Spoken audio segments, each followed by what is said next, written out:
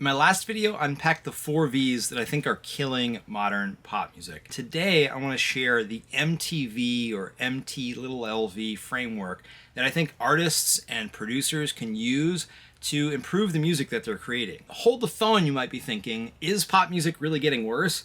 And if so, why care? Hasn't pop music always been bubblegum that is just pitched to the lowest common denominator? Now, if you haven't seen my last video unpacking the 4 V's and why I think pop music is getting worse, check that out for a fuller answer.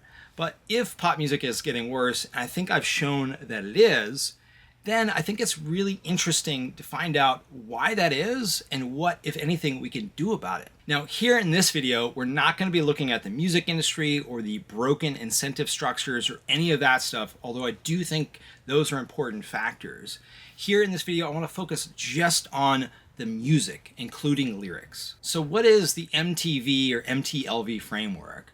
Well, it stands for musical creativity, thematic creativity, lyrical creativity, and value creativity. All musicians have to do to save today's pop music is innovate in those 4 categories. But, of course, what does that entail? Now, why is creativity central to music and the musical experience?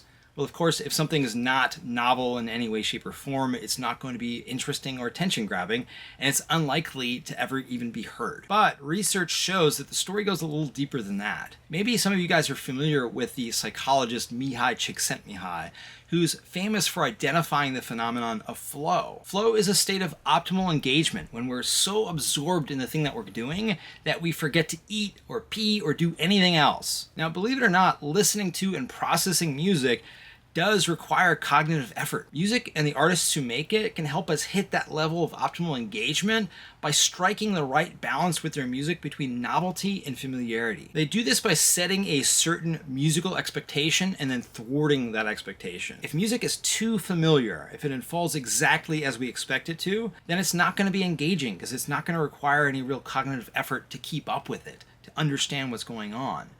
And on the other hand, if it's so outside the box that none of our expectations have any relation to how the music actually unfolds, then it's going to be experienced as too much effort. It's going to be experienced as not being fun, and again, we're going to tune out.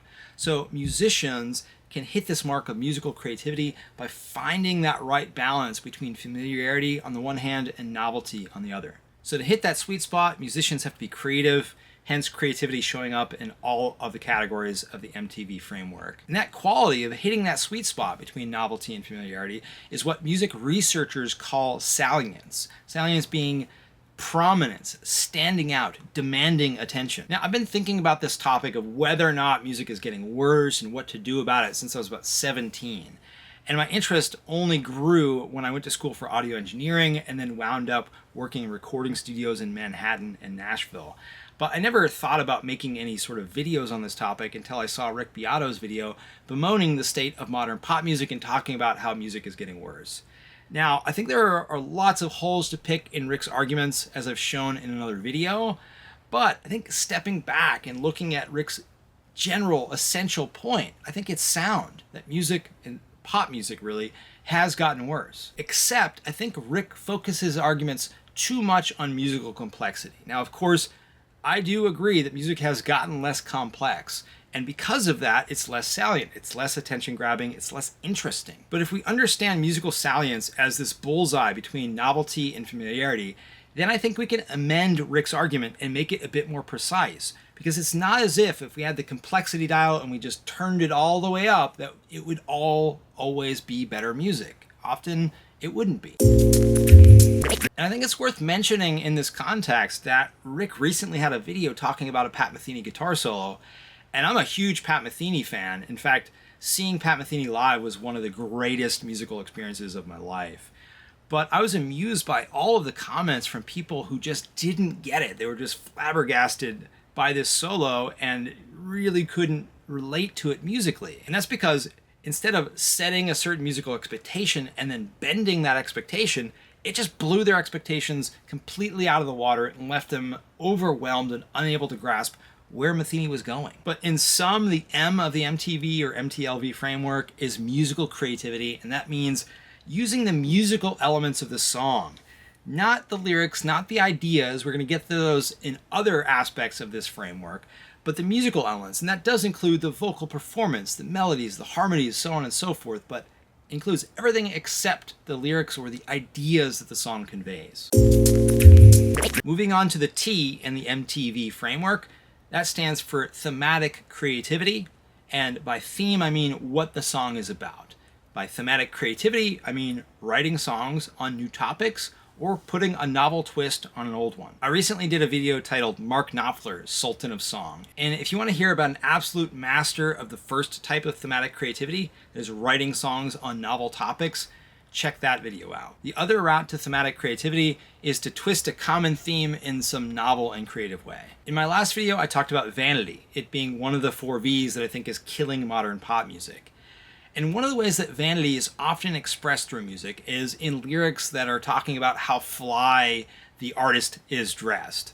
Now, one of the great theme twists I think of all time has to be Thrift Shop by Macklemore and Ryan Lewis. They took this common theme of vanity, of caring so much about how you look in the eyes of other people, and just completely flipped it on its head. Instead of the idiocy of going and spending hundreds of dollars on designer jeans and t-shirts, go to Goodwill or Salvation Army, pick up some really unique stuff.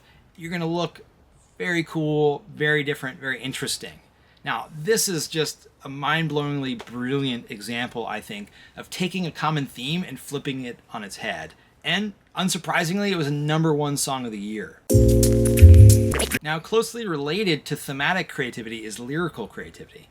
Of course, if you're writing on a completely new topic, it's easier to have lyrics that are completely new and novel too. Whereas if you're writing on a topic that's been done a million times, it's going to be much harder.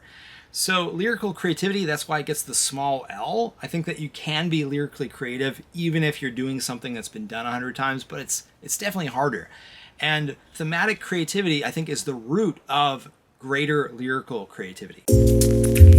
Last up in the MTV framework is value creativity. Now, in my last video on the 4 V's that are killing modern music, I talked about vanity, vulgarity, violence, and victimhood mentality, and how these things are antithetical to living a good life. If you're constantly stewing in music that is vain and vulgar and violent and has this sort of self-pitying mentality to it, that's probably not going to be good for you. The way you see the world and respond to it will be impacted, and for the worse. That's where value creativity comes in. Now, you could be a master at musical creativity, at thematic creativity, at lyrical creativity, yet still create music that, on the whole, is not adding up to something that is actually good for people to listen to. I think a good analog in the realm of fiction would be Dostoevsky. Dostoevsky, no doubt, was a master of plot, of characterization, of dialogue, of all of the elements of fiction. But in my view, what his novels add up to is this very bleak view of the world. And to the extent that you let that seep into your consciousness and influence how you respond to things, you will have a harder time achieving happiness in your life. Likewise, in music, there are artists who are masters of their craft,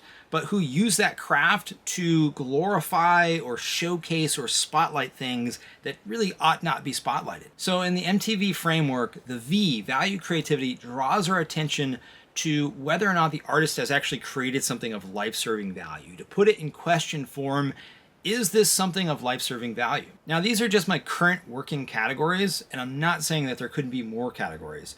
And I also haven't looked at the finer grain detail that falls under each of these categories. So for instance, in musical creativity, we could ask, how is the song structured? Is the structure of the song creative in some way? Does it follow a standard verse, chorus, verse sort of thing? Or is it what music researchers and composers call through composed, such that each part evolves into a completely new and novel part, but none of the parts actually ever really repeats or repeats in any substantial way? Is there something creative about the structure of the song? Or we could look at chord progressions. Is it a stock sort of run-of-the-mill chord progression, 1-6-2-5 or 1-4-5 chord progression?